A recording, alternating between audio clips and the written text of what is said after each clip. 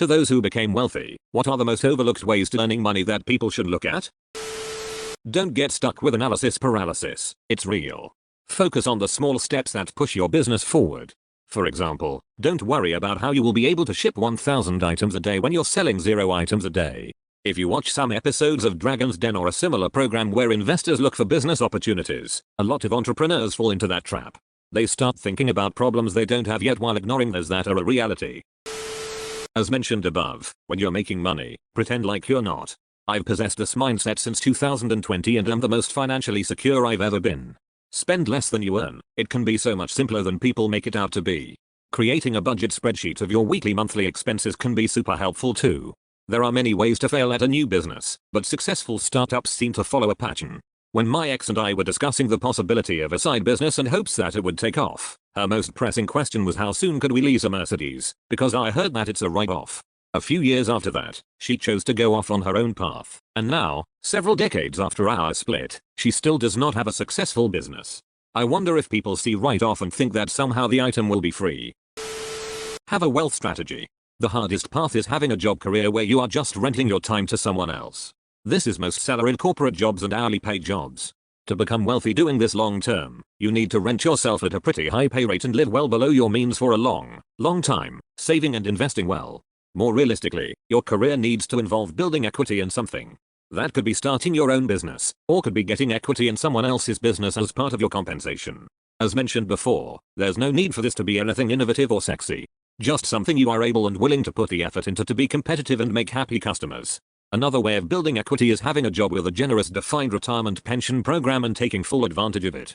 Cops and teachers, for e.g., while not considered to be particularly wealthy, often have good retirement programs that allow them to retire as early as age 50, and draw a pension equal or nearly equal to their salaries when they were working. Private pensions can be risky, because they can be gutted as part of a corporate bankruptcy restructuring. But, depending on your wealth goals, i.e., you want to retire early and live comfortably versus always want to fly first class, some state and federal defined pension programs are good ways to go. This was a lifesaver for my mom. She taught for 8 years before having children, left the profession for 10 years and then taught for another 25 years up until retiring. She was able to buy back a couple of the years she was raising us and retired with a yearly pension that is 75% of the average of her 3 highest years of salary. Read, far more than she needs to live comfortably as a retiree. She ended up widowed very unexpectedly when she was 56, so being able to count on her pension was a huge relief for her. I got a summer painting job at 16. Realized I was good at it and enjoyed the work. Stuck with the same company for long enough that I could honestly consider myself an expert. Started my own painting business and failed because I had no idea how to run a business. Went back to work with the original company and studied business on my own. Formulated a plan. Saved up 10k to start with and dove in again. I grew that into one of the most popular painting businesses in my area. We then expanded into drywall, finish carpentry and specialized finishes. We are now planning an expansion into the cleaning industry as well. What started out as a summer job has turned into a career that allows me to live a fun life and set my own schedule. My best advice is learn something about business. Find a field you're confident in. Start a business in that field. Be financially responsible but take calculated risks to grow and don't allow the fear of failure to hold you back. I specialize in commercial grounds maintenance and gardening for wealthy private clients with large estates and I have celebrity famous clients. I was successful from day one because I researched the crap out of the business I wanted to start and went into it as I meant to go on and not start as the cheapest guy around just to drum up a little business. Every single spring summer I see dozens of people in my area starting their gardening business and they're touting themselves offering £5 grass cuts. Every single one disappears after a few months when their business fails as they started on a whim with no business plan or idea about what is involved in running a successful business and instead operate like a teenager earning some pocket money. Stop trying to make something no one has ever done. The richest people I know started very normal businesses and worked very hard. Examples would be something like a call center, power washing or plumbing company. Lease your equipment, hire good people and expand your business. Don't be afraid to take out a loan and don't overestimate your abilities. Also get a business education somewhere because there is a lot to know. Doesn't have to be at a university. My husband's great uncle came back from World War II and was a bit directionless. He always liked working with his hands and an opportunity came up for him to be a plumber's apprentice. He found he had a liking and a talent for it and became a plumber. He started his own plumbing company, expanded that into a plumbing HVAC installation and service company, built that, started expanding into commercial property investment, renovation and leasing and became a multi-millionaire. He has since passed on, but his sons have continued the business and its success, and their 90-year-old mother is still keeping the books. He didn't reinvent the wheel by any means, but he worked hard, saw opportunities and seized them. It's amazing what a business-savvy tradesman can do. My go-to electrician is a company started by a couple of buddies who basically decided to spend money in the right places, like having a dedicated person to answer the phone. If you call them, you get one of a few people in their office, not one of the guys out working. They have dedicated estimators who are also master electricians, so you don't get some salesman pushing work you don't need, nor do you get a guy who's trying to fit you in between jobs. The contrast between them and the tradesman that answers the phone with a watt is night and day. Their trucks are everywhere and they have a 3-month wait, last I heard at least, for work. The owners probably aren't Scrooge McDuck levels of wealth, but I have to imagine that money isn't a concern for them. Similar thoughts here. I can think of 3 examples of local entrepreneurs I know that make very good money doing commodity type work. I realize this every time I try to contact a small business for something, like someone to quote me on a house remodel, some electrical work, etc. More particularly, I'm an engineer and cruise the engineering subs, and you regularly see recommendations for homeowners to call a local engineering firm for a wall removal or something small like that. In reality, it's actually very tough to even get a hold of an engineer for something like that, let alone get a price that's reasonable, because they don't want the headache. Now that I'm about 10 years out of the bubble of my early 20s school, I've seen more and more how communication, work ethic, and risk-taking are way more relevant to making money than book smarts. I've been toying with the idea of starting my own engineering firm. I'm not concerned with the technical side as much, finding employees that would maintain the level of service I'd like to offer. Scaling without compromising quality seems like one of the biggest hurdles. I do not own an engineering firm but work in one. We take on projects of all size and always have. I tell my employees all the time that you never want to get the reputation of being the no guy. People remember when you say something like, "Nah, that project is too small." I'm always forthright about things to clients. I'll say, "Listen, our services are a little on the expensive side when it comes to things you may have to do around your home, but work with me and be honest with me before we sign any contract and I'll do what I can to minimize the costs." Sometimes we do the work, sometimes we don't. It is just rude to big time someone. I don't know much about the engineering industry, but I imagine a business can good money. My dad is a general contractor. Started off painting houses, and worked up to larger projects and taking on other sub-trades. Just by being frugal and working hard in a blue-collar career, he was able to buy all of his children homes, 5 children, and provide us with everything like cars, education, tutors, extracurriculars that cost money, etc. I work in construction for a different GC. During the day, I look like a normal blue-collar guy. People assume I don't even speak English, lol. And if it's anything like it was when I was a child, parents will say study hard so you don't end up like him. Nonetheless, the pay is great, superintendent, and I'm earning more than many of the engineers I know. The point is that these aren't glamorous jobs. We aren't disruptors. None of us reinvented the wheel. But it's great money specifically because people think it's a crap job, which creates labor scarcity. From my experience with engineers, you can make good money with your idea. My boss uses large engineering firms for large projects. But any little questions, calculations, or consulting are done by firms of 1-3 engineers. For example, we saw cut concrete to run power plumbing during a remodel. Recently did the 6x6 feet socket. We had an engineer come look at the dowel rods, rebar, and a tube of the epoxy we used. He signed off and billed $500. Took about 5 minutes plus whatever his drive and time spent on 3 emails. I went on a few tangents, but you should definitely take the risk if you can afford it. The richest guy I know personally is a professional window washer. He has 4 people working for him now. He hand cleans windows on $1 million plus estates. He has one account that he cleans 4 times a year and charges $5,000 per visit. It takes 2 days. And that's not even his biggest account. He has at least 100 customers. I'm guessing that he pulls in better than $1 million a year. His biggest experience is labor, and that's probably less than $100K. So yeah, you don't need to reinvent the wheel, you just need to find something that needs doing and charge people to do it for them. The niche angle is one that so few people target, but I'd also argue it's likely the angle with the highest success rate. I'm on my financial alt account, so it's not tied to personal stuff, but I recently sold a software business for over $30 mil. I didn't take the normal software dev approach of working for a software business. Instead, I started working in a very niche field doing super basic data entry type work at the start of my career. Worked my way up through the ranks based on just decent performance stuff, and by the time I had been there for 3-4 years I had a bunch of ideas for ways to improve the workflow for people in my niche industry, and there were very few, if any, software products, so it was easy to get a foothold. Plus I had connections in the field and intimate knowledge of the workflow and could build the product to those specific specifications. Hardest part was transitioning from me and a few people on a side gig to full-time employer of 30 people. Wish I had taken business classes back in the day, as I definitely stumbled my way through that part of the success. Just because you can afford the payments doesn't mean you can afford the item. Pay the credit card bill to zero each month and never pay any credit card interest. Then why not just use your own money outside of getting points? A lot of cards provide better stuff the better client you are. I have a massive amount they'll lend me. There's extra insurance for travel and purchases.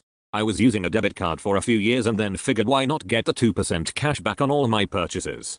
Outside of points, which can be pretty good, you have an extra layer of purchase protection that a debit card doesn't have. And you build your credit score, which will help you later in life. If you start your own business, the best thing you can do is be a great boss. Not an okay boss, not a good boss, be a great boss. My family has a small business. We work on pools. We do everything except build them. My dad's my boss and he's the best boss I've ever had. He actually listens to his employees and takes their recommendation on how to finish jobs as gospel. The average starting wage for a basic pool cleaner in our area is $12. My dad starts off at $19 with no prior experience. He gives out raises twice a year by the dollar or dollars, not pennies and quarters. Gives paid days off, gives 3K 5K bonuses around Christmas, and tries to work around their schedule since most of his employees have families. The employee turnover rate in the pool business is extremely high, I think every 2-3 years in my area the last I checked. He has 2 employees who have been with us since before I was born and I'm 24. He listens to them and drops customers we don't like without question. Last year he hired a new guy with some experience and sent him out to clean up a few pools after a storm. Later that day, a customer my dad's had since he started the business, over 30 years ago, called and said they don't want a black man in their yard. My dad immediately said duck you in the most professional way you can and hung up. I know this situation is more about being a decent person and not a great boss, but I still love this story. Close bracket. He's training me to take over in a few years and constantly tells me to not only be worried about feeding one family, ours, but I have to be worried about feeding 9 families. We have 8 employees. To me, being a great boss is one of the best ways to run a successful business and become wealthy. The other important thing is to know exactly who your business is for. Somehow I went down a rabbit hole of people starting their own gym. One person started a gym specifically for personal trainers rehabbing injured people. The PTs would rent space time from the gym and they had no members. For 4 years the gym made no profits and eventually went under. There just weren't enough points in the city and the ones that were had no reason to go to this gym over any other gym in the city. Many of them already had spaces and equipment of their own. Another guy started a gym but he specialized specifically in training people for strongman competitions. That's very niche, but there were not any gyms in his area that specifically did just that. Eventually he expanded to also be a powerlifting gym, which is still very specialized. Grandma who just wants to walk on a treadmill for 20 minutes is not gonna go to his gym and he doesn't care. His gym has been successful because he knows his specific segment he is targeting. Niche business ideas are where the money is at. People want to buy t-shirts with logos, but if it's a niche product line, someone out there needs to buy it and will pay accordingly. I have a friend whose dad became a millionaire just a few years ago selling turning signal kits for off-road vehicles. Such a strangely specific thing. That's literally all they do. When you're making money, pretend like you're not. All you gotta do is save for a few years. Then you do whatever makes you happy for a business. It takes just a few years of living broke while making money. It's a grind, but years down the road it will feel like it went by fast. This is the advice I saw given by some business owner. He worked all through high school and since he was living eating at home he saved every penny. Said he never bought any of the fancy electronics and drove beaters. Then he joined the Marines. He lived on base and ate at the chow hall.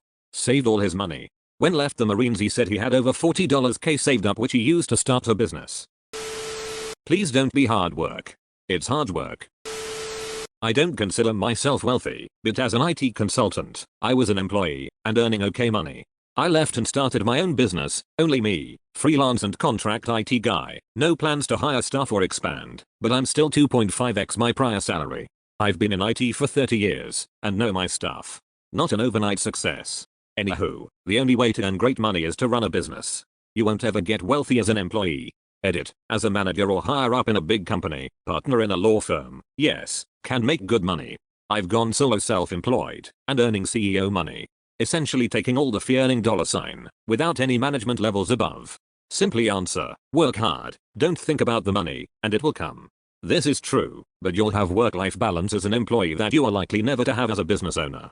That is the trade-off. I work for a marketing firm. We employ artists, graphic artists, photographers, product designers, etc. I'd say about 15% of our employees formerly owned their own independent firms. They realized that while they enjoyed their area, photography, art, etc., They absolutely did not enjoy the other things that come from owning a business, accounting, new business development, hiring, etc. And prefer to let someone else handle that as their employer. When you own the business, everything starts and stops with you. For some people this is exciting and exhilarating, for others, it's just a pleasureless grind. Stop spending it.